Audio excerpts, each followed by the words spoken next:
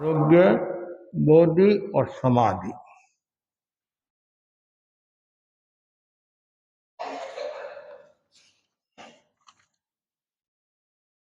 जैन आगम ज्ञान के अक्षय कोश है। उनकी वैज्ञानिकता असंदिग्ध है।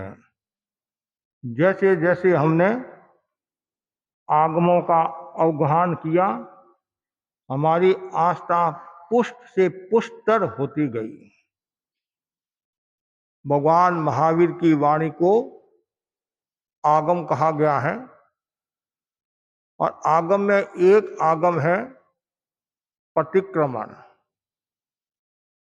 आवश्यक सूत्र, आवश्यक सूत्र में लोगस की पार्टी भी आती है, और लोगस की पार्टी में 24 तीर्थंकरों की स्तुति की गई है। साथ साथ में कुछ प्राप्त करने की इच्छा भी जताई हुई है। 3 बातें हैं। आरोग्य बोई लाभम समाई वर मुत्तमंग दिंतु। मुझे आरोग्य मिले, बोधि लाभ मिले, सर्वश्रेष्ठ समाधि मिले।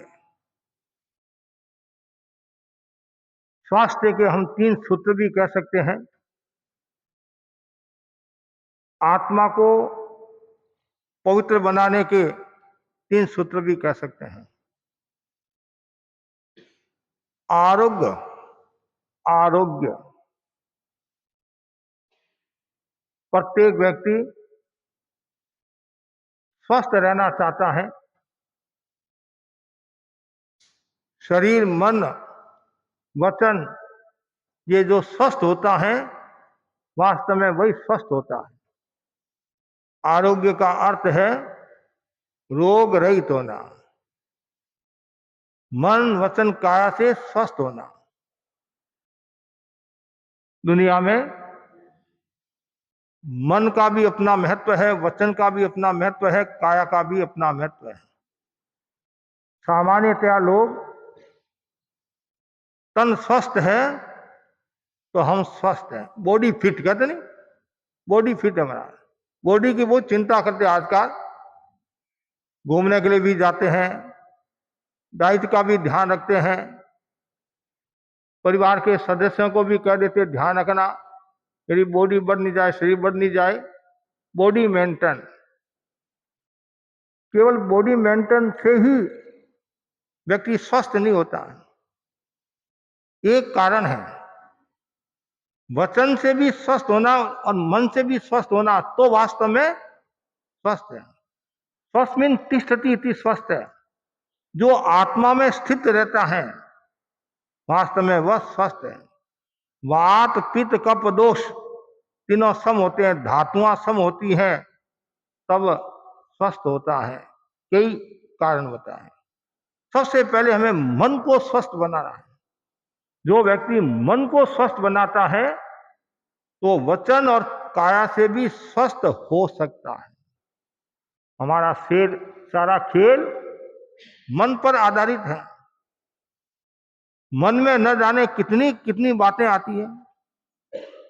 खाने की भी बात आती है, पीने की भी बात आती है, रहने की भी बात आती है, व्यापार की भी बात आती है, हर प्रवृत्ति की बात आती मन में।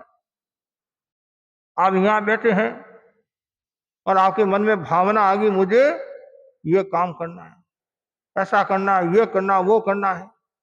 और कभी कभी तो आप मन को इतना अस्वस्थ बना देते हैं, स्वस्थ बनाने में भी समय लग जाता है।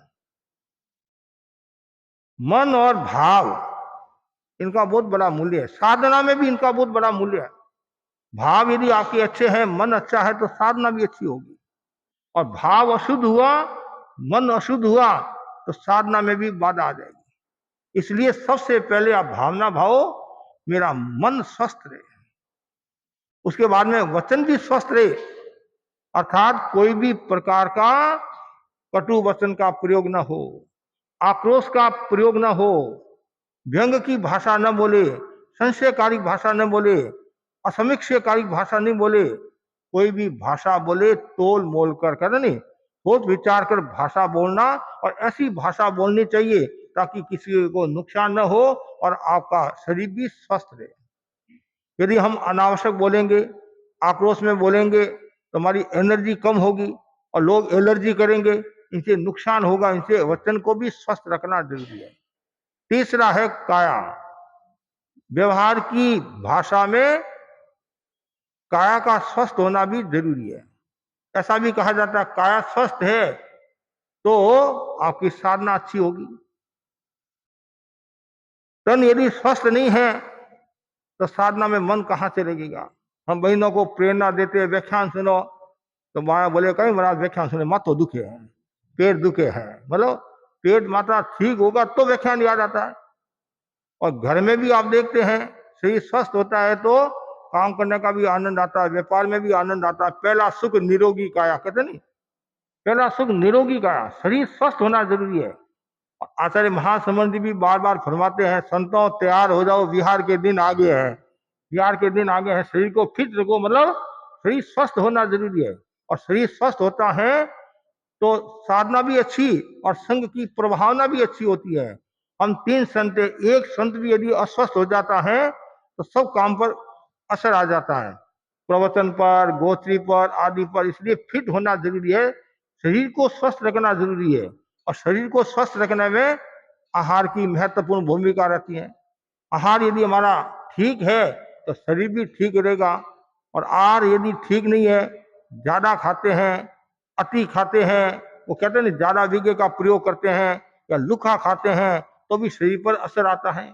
इसलिए भोजन में सब तरह की चीज चाहिए, खाली एक चीज से ही शरीर नहीं चलता है। गुरुदेव तुलसी फरमाते थे कि सब चीज खाना चाहिए। आचार्य महाप्रज्ञ जी का चिंतन दूसरा था, आचार्य महाप्रज्ञ जी का चिंतन दूसरा था। गुरुदेव के सामने तो कोई भी चीज गोथी में आ जाती। ये मेवाड़ में कुलत होते, कुलत, कुलत की एक सब्जी होती है, सामान्य सब्जी है, स्वास्थ्य की दृष्टि से अच्छी है, लेकिन कुलत है, वो कुलत यदि परोसा तो भी वो मना नहीं करते गुरुदेव। मतलब गुरुदेव का शरीर मानता था कि सब कुछ खाना चाहिए, सब कुछ का मतलब स्वास्थ्य की दृष्टि से ऐसे, तो उसे आनंद आता है, अनुभूति होती है। नहीं तो एक पर आसक्ति आ सकती है, एक पर आसक्ति आ सकती है। और कुछ ऐसे भी हमारे संत हुए, मिला तो भी ठीक और नहीं मिला तो भी ठीक, ऐसे भी संत हुए। तो लेकिन कुल मिलाकर शरीर को स्वस्थ रखने में आहार की महत्वपूर्ण भूमिका रहती है। किसान को डॉक्टर ने सलाह दी, थोड़ा अस्वस्थ बीमार होगा, कि भोजन के पहले भी पानी नहीं पीना है और भोजन के बाद भी पानी नहीं पीना, पौन घंटा 40 मिनट तक बताते नहीं। अब भोजन करते आप तो 40 मिनट पहले पानी पी सकते हैं, उसके बाद में पानी नहीं पीना। भोजन के बाद 40 मिनट पानी नहीं पीना चाहिए। तो किसान बोला तो फिर क्या करूं, प्यास लग जाए तो ऐसा कर, आधा भोजन के बाद में तू पानी पी सकता है, आधा भोजन के बाद तो पानी पी सकता है। 4 चपाती खाता है तो 2 चपाती के बाद में तू पानी पी सकता है। ठीक है, ये तो अच्छा है। अब घर आया, 7-8 बाजरे की रोटियां या जो खा ली, और खाने के बाद में पानी मांगा। जाटनी बोली, किसान की औरत बोली, अरे डॉक्टर साहब ने कहा था नहीं, आहार के बाद में पानी नहीं पीना, बीच में पानी पीना। अच्छा ठीक है, जाटनी ऐसा कर, 7-8 रोटियां और लेकर आ जा, 7-8 रोटियां और लेकर आ जा। तो ऐसे लोग भी होते हैं। अब भोजन कर लिया, पानी पीना है और आने दे, तो आखिर शरीर स्वस्थ कैसे रहेगा। यदि आपने खाने का असंयम कर लिया, खाने में विवेक नहीं रखा, तो फिर शरीर स्वस्थ नहीं होगा, और शरीर स्वस्थ नहीं होगा तो साधना कहां से अच्छी होगी। इसलिए हम क्या चाहते हैं, आरोग्य, आरोग्य चाहते हैं। तो खाली तन से नहीं, मन वचन काया से स्वस्थ रहे। और एक दिन ऐसा आए संपूर्ण उसे मतलब रोग रहित हो जाए। रोग रहित का मतलब मन वचन काया, जन्म मरण भी तो रोग है नहीं, जन्म मरण भी रोग है, इस रोग से हमें छुटकारा मिल जाए। हे भगवान, और हमारे को कुछ नहीं चाहिए, न तो धन चाहिए न पदार्थ चाहिए। संसारी जीव कहते महाराज रोग रही तो बात की बात है, पहले तो करोड़पति बना दो आप, पहले करोड़पति बना दो, फिर आगे की बात सोचेंगे। तो यहाँ आरोग्य। दूसरा बोधि लाभ। बोधि लाभ का भी बहुत बड़ा मूल्य है। आचार्य भिक्षु को बोधि प्राप्त हुई, कहां हुई? राजनगर में। तो बोधि का मतलब क्या? विवेक का जागरण, प्रज्ञा का जागरण, अंतर्दृष्टि का जागरण। विवेक जागृत हो जाता है तो समझना चाहिए आपकी साधना सफल हो रही है। सारा खेल विवेक का ही है। कुछ भाई बहन तो बहुत विवेक संपन्न होते हैं, साधु साधु भी सब तरह के होते हैं। विवेक संपन्न है तो समझना चाहिए भीतर की चेतना जागृत है। संतों से कैसे बात करना? विवेक के साथ बात करना, आवेश में आकर बात नहीं करना, अहंकार की भाषा में बात नहीं करना। मतलब जैसा मैं कहूं वैसा ही महाराज को करना पड़ेगा, कभी भी ऐसी भाषा का प्रयोग नहीं करना चाहिए। विनय के साथ, और विनय के साथ जो करता है, विवेक के साथ करता है, तो समझना चाहिए ये जागृत आत्मा है। चप्पल भी उतारने हैं, आप दर्शन करने के लिए आते हैं, सामने तो गुरुदेव की फोटो है और उसके नीचे ही आप चप्पल उतारते हैं। ये विवेक नहीं, अविवेक है। आपको ये ध्यान रखना, संतों के दर्शन भी करना है तो चप्पल पहने हुए न हो, जूते पहने हुए न हो। हमारी परंपरा है, बस परंपरा है। अब मंदिर में जाते या अंदर जूते लेकर जाते क्या? नहीं जाते। पहले से वो जो वॉचमैन होता है, चौकीदार होता है, भाई दूर दूर दूर दूर। और यहाँ तो हमारे कभी कभी अंदर लेकर भी आ जाते हैं। और पोता तो बोल रहा दादा मेरे चप्पल उतारना, जूते उतारना, महाराज के दर्शन करना है। और दादा बोलता है चलता है। अब बोला क्या चलता है? चलता हो जाएगा फिर। अरे जूते तो जूते ही है, नहीं? जूते तो जूते ही हैं। बच्चा हो बूढ़ा हो, क्या जूते तो जूते हैं। कभी हम घर में गोसी भी जाते नहीं, रसोई के जूते अलग होते हैं। मैंने इतनी मतलब सजग है, कभी शरीर पर असर ना आ जाए, शरीर खराब ना हो जाए। अरे शरीर उल्टा खराब करे आप।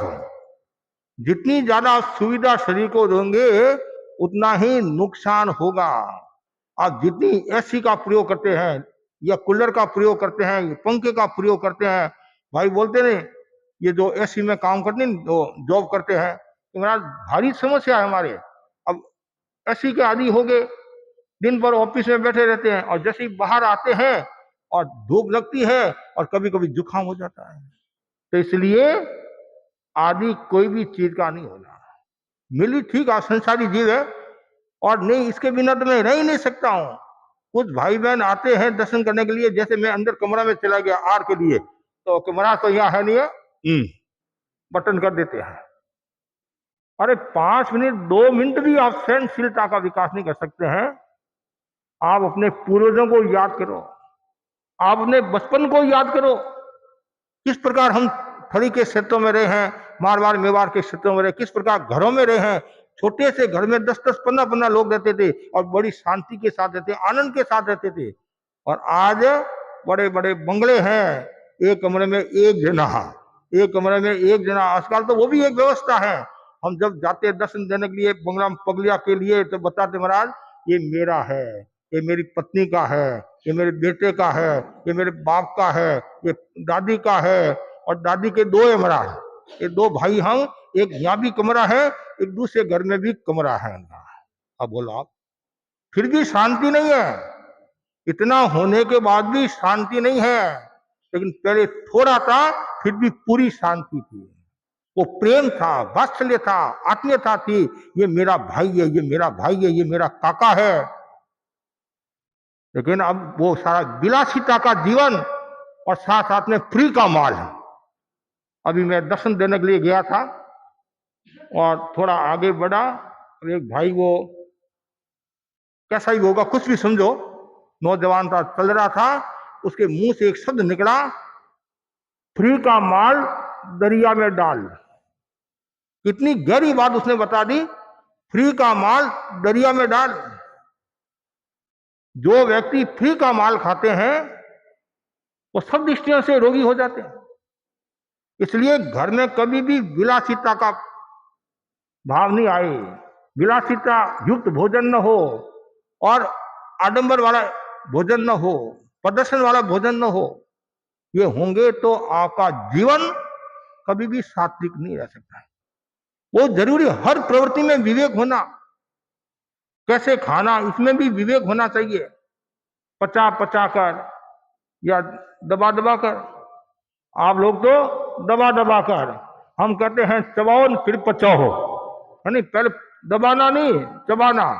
चबाने से क्या होगा, दांत भी मजबूत होंगे और आंतों को वजन कम पड़ेगी, पचने में भी सुविधा होगी। और आप क्या करोगे, जल्दी जल्दी खाओगे तो दांत भी कमजोर और आंतों को भी वजन पड़ेगा और बीमारियां और होगी। तो विवेक के साथ भोजन करना, विवेक के साथ में सोना, कैसे सोना, बहन को कैसे सोना, भाई को कैसे सोना, बच्चों को कैसे सोना, इसका भी एक विवेक है, इसका भी एक ज्ञान है। कैसे प्रतिक्रमण करना, कैसे प्रतिलेखना करना साधु के लिए, विधिवत प्रतिक्रमण और विधिवत प्रतिलेखन करता है तो समझना चाहिए विवेकवान है ये। कभी भी गुरुदेव भी फरमाते नहीं, ये हमारा साधु विवेकवान है, विवेकशील है और वो जागरूकता के साथ कार्य करता है। विवेक का मतलब जागरूकता भी कह सकते हैं। तो ये सारा खेल विवेक पर आधारित है। जिसकी विवेक चेतना जागृत है तो समझना चाहिए उसकी बोधि मतलब वो बोधिवान है, प्रज्ञा का जागरण हो गया। तो जरूरी है प्रज्ञा का जागरण, और प्रज्ञा का जागरण होगा तो आपका सब अच्छा ही अच्छा होगा। इसलिए मुझे और कुछ नहीं चाहिए बस के प्रज्ञा का जागरण हो जाए, बोधि लाभ। और बोधि लाभ 3 प्रकार का, ज्ञान बोधि, दर्शन बोधि, चारित्र बोधि। ज्ञान बोधि मतलब ज्ञान का जागरण हो, दर्शन का जागरण हो, और चारित्र आदि का ज्ञान दर्शन चारित्र बोधि, ये बहुत जरूरी है। ये 3 रत्न है, रत्न नहीं, ये महारत्न है और ये मोक्ष की साधना में उपयोगी है। सम्यक ज्ञान, सम्यक दर्शन, सम्यक चारित्र। और तीसरा जो बिंदु बताया बहुत महत्वपूर्ण है, समाधि।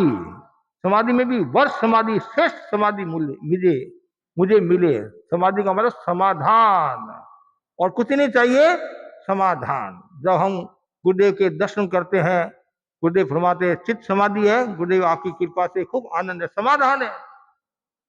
कभी गुरुदेव व्यवस्था करते हैं संसत्या की, गुरुदेव पूछ भी लेते हैं, व्यवस्था से संतुष्ट है, हाँ समाधान है, मतलब ये चित्त समाधि है। और आचार्य तुलसी ने तो ये जो हमारे सेवा केंद्र है, नहीं सेवा केंद्र है, सेवा केंद्र विद्यासर का जो सेवा केंद्र है वो चित्त समाधि सेवा केंद्र है। वो चित्त समाधि सेवा केंद्र है कि जो वहाँ जो अग्रगण्य जो साधवियां होती है, चलने में फिरने में अस्वस्थ है, असक्षम है, तो उनके लिए व्यवस्था वहां होती है। सबसे पहले साध्वी हुलासा जी का थाना वहां, मतलब वहाँ सेवा केंद्र की शायद 33 की बात होगी संभवतः, विक्रम संवत 2033 की बात है। तो वहां सर्वप्रथम समाधि केंद्र है। कितना समाधान है, समाधान, चित्त में समाधि होना जरूरी है। आपके पास में सब कुछ है, धन है, दौलत है, पदार्थ है, वस्तु है, बेटा है, सब कुछ है, और मन में शांति नहीं है तो कुछ भी नहीं है। सबसे पहले मन में शांति चाहिए। मेरे को बड़ा शहर मिल गया और मन में शांति है तो बड़ा शहर क्या काम आएगा। छोटा क्षेत्र मिला और मन में शांति है तो मेरे को सब कुछ प्राप्त हो गया। तो समाधान चाहिए, चित्त में समाधि, सुंदर शब्द है चित्त समाधि। और चित्त समाधि सब घरों में यदि आ जाए तो बेड़ा पार हो जाएगा, बेड़ा पार जरूरी है। चित्त समाधि होगी आपके तो बोधि का जागरण भी हो सकता है और आपको आरोग्य की भी प्राप्ति हो सकती है। मन में शांति नहीं है, समाधि नहीं है, न तो आरोग्य की प्राप्ति होगी न बोधि का जागरण होगा। इसलिए ये 3 है बस, आरोग्य बोई लाभं समाई वर मुतमंग बिंदु। कितना बार बार इसकी भावना भाते जाओ, मैं आरोग्य संपन्न बनूं, बोधि संपन्न बनूं और समाधि संपन्न बनूं।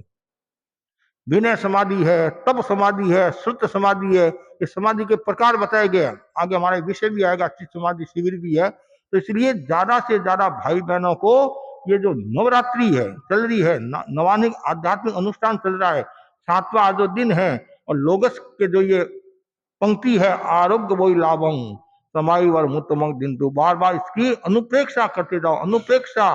और हर प्रवृत्ति में विवेक चेतना का विकास करो, और जितना ज्यादा विवेक होगा उतना ही आपका विकास होगा। कभी कभी क्या होता है, नकल करते आप, नकल करते हैं, कभी नकल करते हैं, और नकल में भी विवेक होना चाहिए।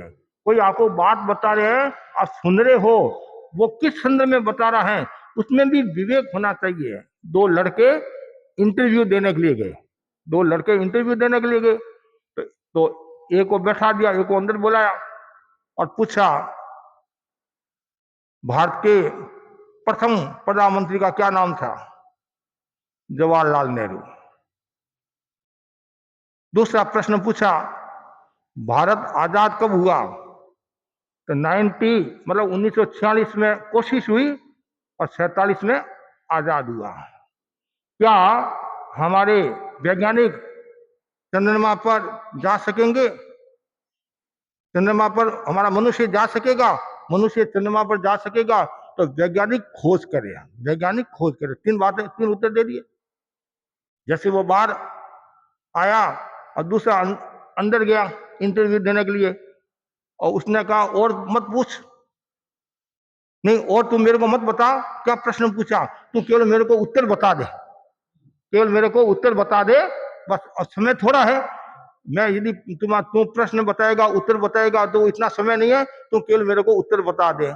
पहला क्या उत्तर है? जवाहरलाल नेहरू। दूसरा 46-47। तीसरा वैज्ञानिक खोज करे। ठीक है, वो अंदर गया और इंटरव्यू वाले पूछा तुम्हारा नाम क्या है? मेरा नाम जवाहरलाल नेहरू है, जवाहरलाल नेहरू है मेरा नाम। तुम्हारा जन्म कब हुआ? 46 में कोशिश हुई और 47 में जन्म हुआ है। क्या तुम पागल है कि वैज्ञानिक खोज करे हैं? अब बोला तो नकल में भी तो अकल होनी चाहिए, नहीं कहते नहीं? तो कभी कभी ऐसी समस्या हो जाती है तो तुम जल्दी बता, और जल्दी जल्दी में समस्या हो जाती है। तो विवेक चेतना जागृत होना जरूरी है। बच्चा परीक्षा देने के लिए गया और काफी बच्चे बैठे थे। एक प्रश्न आया कि सीता के बाप का क्या नाम था? आगे जो लड़का बैठा था वो बहुत इंटेलिजेंट था। 21 प्रश्न थे, उनमें से 20 प्रश्न तो उसने सही कर दिए, और एक जो ये है सीता के बाप का क्या नाम था, उसको आता होगा या कभी कभी जल्दीबाजी में भी गलत लिख देते हैं, तो उसने लिख दिया सीता के बाप का नाम राम था। क्या लिखा? सीता के बाप का नाम क्या था? राम था। पीछे जो लड़का बैठा था उसको ज्यादा ज्ञान तो नहीं था, इतना जरूर था कि सीता के बाप का नाम जनक था, जनक था। लेकिन मनुष्य की आदत क्या है? नकल। वो पड़ोसी को पूछता रहता है। कभी कभी हमारे यहाँ भी धार्मिक परीक्षा होती नहीं, तो बाया की आदि आदत होती है, भाई क्या है, क्या है, क्या है, क्या है? अरे भाई क्या है, तो तुम्हारे में ध्यान दे, तुम्हारे में ध्यान दे। तो वैसे ही उसने सोचा मैंने तो जनक लिखा है, मेरे दोस्त ने राम लिखा है, मेरा दोस्त मेरे से ज्यादा होशियार है और मैंने गलत उत्तर लिखा है। उसने काट कर क्या किया? जनक की जगह राम कर दिया। खुश हो गया, कम से कम एक नंबर तो मिलेगा। अब वापिस सब परीक्षा देने के बाद बाहर आते सब मिलते नहीं, सब मिलते हैं, क्या हुआ, कैसे हुआ? तो वो जो इंटेलिजेंट लड़का बोला कि 21 में से 20 तो मेरे सही हुए, ये गलत कौन सा हुआ कि मेरे को लिखना तो था जनक और मैंने लिख दिया राम। और दूसरा लड़का बोला फोड़ दिया करम। हाँ, अरे मैंने जनक लिखकर और तुम्हारे को देखकर मैंने राम लिखा। तो ये क्या? विवेक की कमी है। मतलब विवेक की कमी होगी। कोई भी हम काम करें चिंतन पूर्वक करना, सोच विचार कर करोगे तो लाभ होगा। तो बस मैं इतना ही आपको कहना चाहता हूं, आप कोई भी प्रवृत्ति करो विवेक चेतना के साथ, विवेक चेतना के साथ करो तो आपको बहुत बड़ा लाभ होगा। और विवेक चेतना जागृत होगी तो समझना चाहिए बोधि की प्राप्ति होगी है, एक दृष्टि से बोधि की प्राप्ति होगी। विवेक का मतलब क्या है? वे उपादेय का ज्ञान, पृथक्करण। मेरे लिए क्या करणीय है, क्या अकरणीय है, क्या छोड़ने योग्य है, क्या ग्रहण करने योग्य है। तो हम कोई भी प्रवृत्ति यदि विवेक के साथ करेंगे, चाहे समाज की प्रवृत्ति है, चाहे घर की प्रवृत्ति है, चाहे आत्मा की प्रवृत्ति है, विवेक होना जरूरी है। विवेक होगा तो समाधि भी मिलेगी, समाधि मिलेगी तो आपका स्वास्थ्य भी अच्छा होगा। सब एक दूसरे के पूरक है, एक दूसरे के पूरक है। इसलिए ये 3 महत्वपूर्ण सूत्र है। ये लोगोस की पार्टी की पंक्ति है और ये छठा पद्य है नहीं, 7 पद्य में छठा पद्य है, आरोग्य बोई लाभम समाई और मुत्तमंग किंतु। तो बस बार बार भावना भाव, मैं आरोग्य संपन्न बनूं, बोधि संपन्न बनूं और समाधि संपन्न बनूं, और मुझे कुछ नहीं चाहिए भगवान। ये 3 सूत्र मुझे मिल जाए तो मैं जन्म मरण की परंपरा से मुक्त होकर आत्मस्वरूप को प्राप्त हो जाऊं। इसी आशा के साथ ओम। आज शनिवार है।